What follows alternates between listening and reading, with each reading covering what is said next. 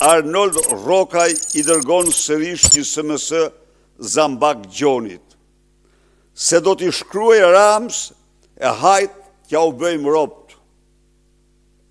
Pra, Arnold Rokaj e kishte numrin e Rams, dhe Arnold Rokaj sa po të hapte faqen,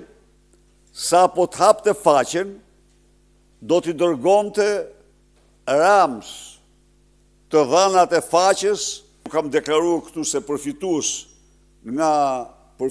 nga hakerimi ka qenë Edi Rama, një gjykatës, Ergys Agasi, dhe e kam listën aty se kush kanë qenë porositësit e tyre, po tani del fakt, s'ka asnjë rëndësi se Arnoldi Rokaj do t'i raporton të direkt Rams.